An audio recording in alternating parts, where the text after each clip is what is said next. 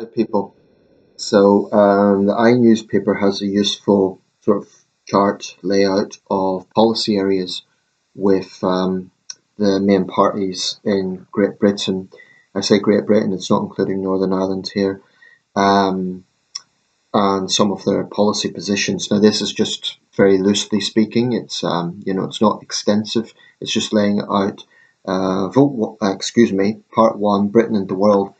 Policies at a glance, where each party says it stands, topic by topic, before next Thursday's general election. And this is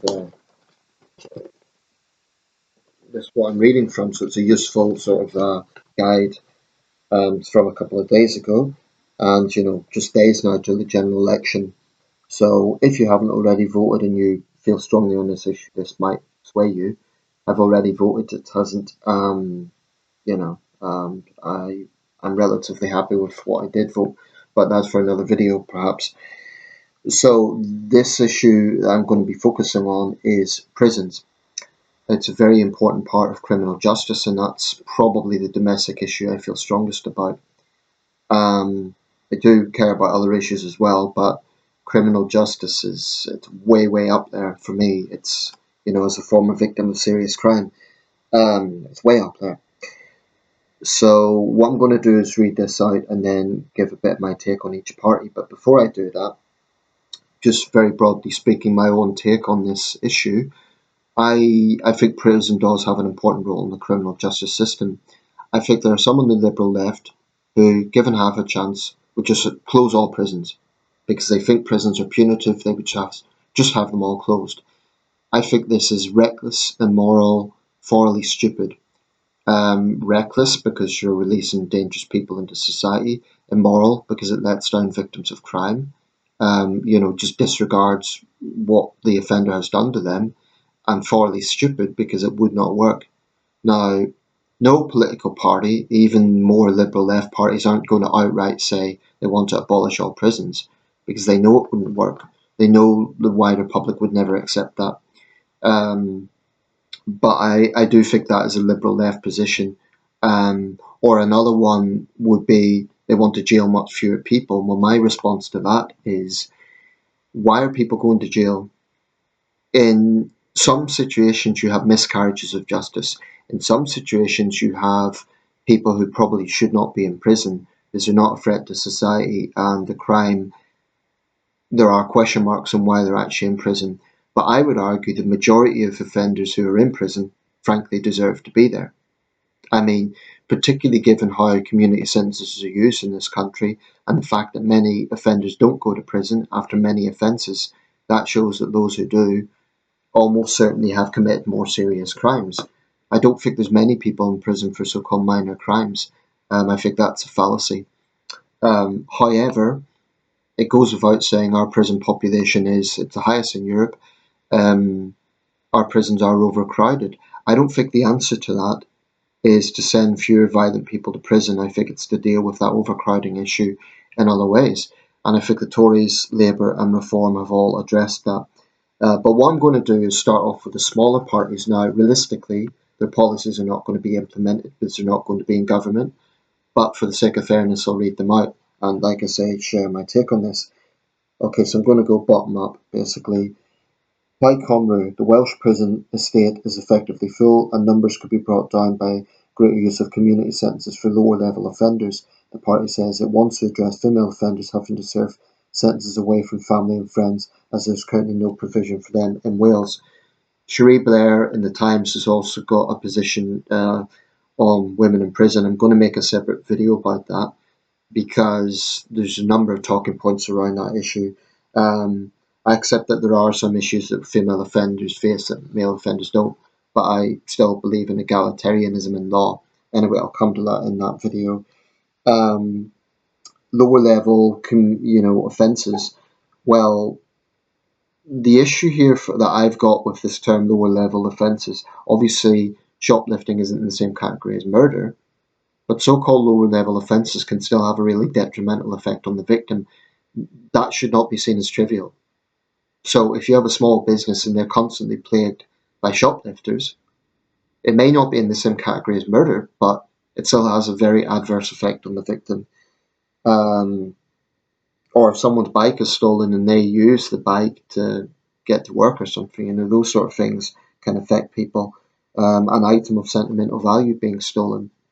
Um, I would say also, when we talk about low level offences, that can include common assault. Well, not to the victim, the anxiety it causes, the physical injury, even if it's just a punch, when that's unprovoked, when it's completely, that can really affect someone. So um, I'm wary of what's deemed to be lower level, and I think all violent, unprovoked offences should be a custodial sentence. I don't think that it should be. So I'm not sold on this idea of sentences shorter than 2 years should be discarded. I have a big problem with that. In fact, SNP, with Scottish prison numbers too high at more than 8,300, the SNP wants to release some lower-level inmates early.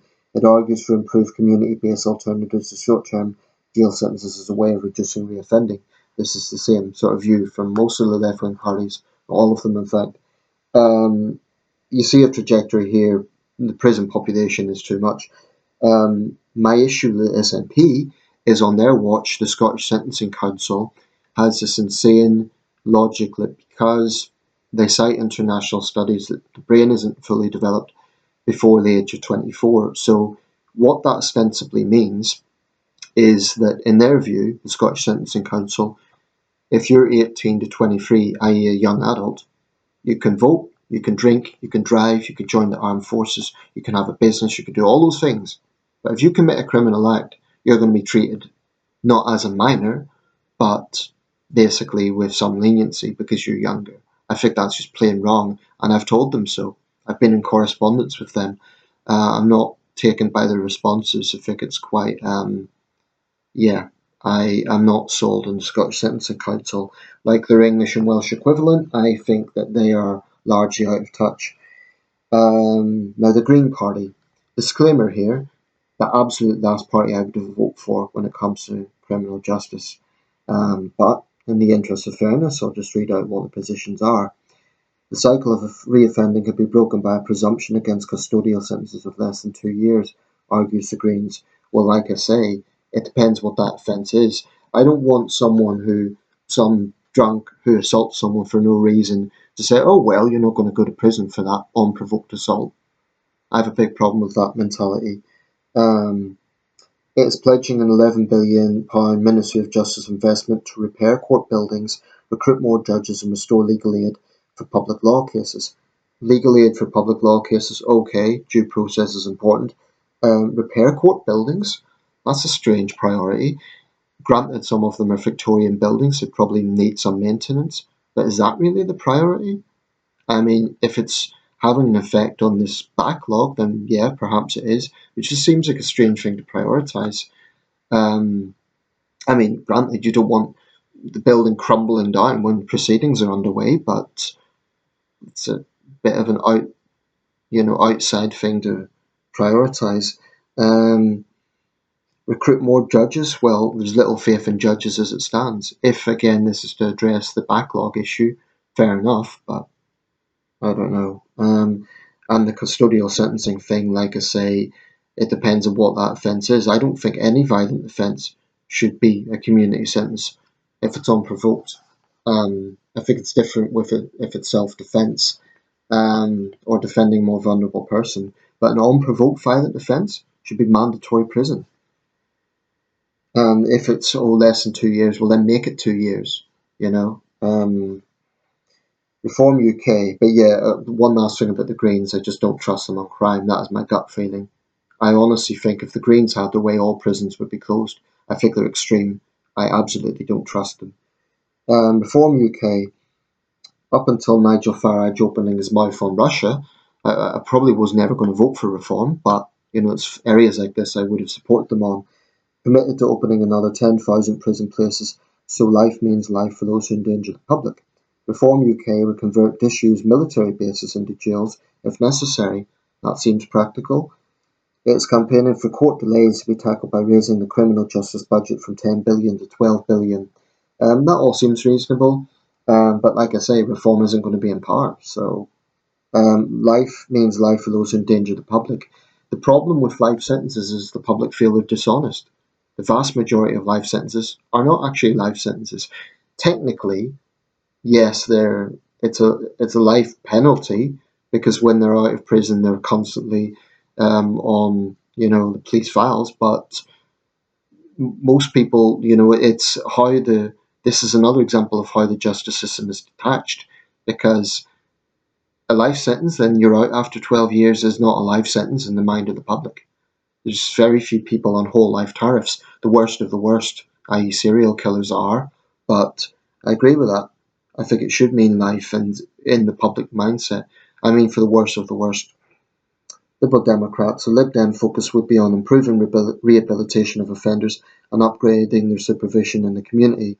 Extra support would be given to female victims of violence, while a target of halving the time from offence to sentencing for all criminals would cut remand prisoner numbers. Um, Halving the time from offence to sentencing. Well, everyone wants the system to speed up. It lets down victims, and yes, it is unfair on the defendant as well. Remember, I do believe in innocent until proven guilty, so I'm not against that. And I'm not in principle opposed to rehabilitation. My issue is, where I would have a trust issue, is parties that put that as the absolute priority above punishment. You cannot have one without the other. You cannot have rehabilitation without judicial punishment. And I'm suspicious of those who talk about rehabilitation and want to avoid the issue of punishment. I mean, how can someone have genuine remorse and want to change their life if they first haven't paid a price for what they have done? That's why, and I'm not saying the Lib Dems are proposing this, but yes, rehabilitation is important, upgrading it so there's more tailored focus on what should be done, fair enough, but it should be after the fact of punishment, that is extremely important. Now we come to Labour, which will be the government, so this is probably the most important one because this is what's likely going to happen, or at least what may happen. It's proposed. Labour has pledged to create 14,000 prison places which have been stalled by planning wrangles. Delays would be overcome by designating jails as places of national importance on public safety grounds, ensuring there is always enough space to lock up the most dangerous offenders. Well, places of national importance, that's a no-brainer. Prisons are very important. Um, Creating prison places is extremely important. It eases pressure on prison staff. It eases pressure on inmates. I mean, I don't think prison should be a picnic. I don't think it should be a nice, friendly place. But I also don't think it should be inhumane. That doesn't help anyone. It makes offenders more bitter. It doesn't help anyone. But nor should they be, I certainly don't want to see Nordic style prisons in Britain. I don't think they should be nice and friendly and, nice pictures over the walls and, basically just look like low level hotels. I don't think that at all. But they should be humane. Um, so increasing prison spaces makes total sense. It eases the pressure on prison staff and inmates alike, which in turn should reduce recidivism. So it's a totally practical thing. Now the Tories have a similar position actually, although it's also focused on the prison space issue, bound to increase sentences for the worst offenders such as murderers and rapists.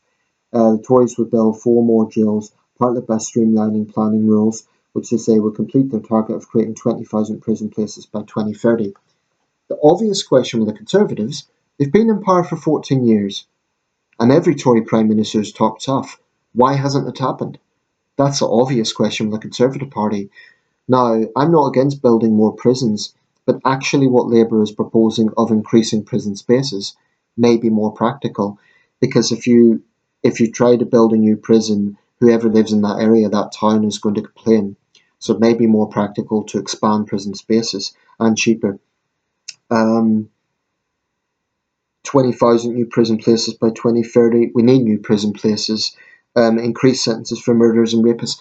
Honestly, it's difficult to believe what the Tories are saying because the record on criminal justice has far from been impressive. They've done a few good things. Under Dominic Raab, victims of crime had more say in parole hearings. Verdicts of sentencings televised now, but I struggle to see much else that has improved in their 14 years. And having said all of this, I still think a lot comes down to judges and the Sentencing Council. The Sentencing Council are the people issuing guidelines on sentencing, and judges are the people making the decisions. I would personally like to see a lot more pressure on judges to answer to the public.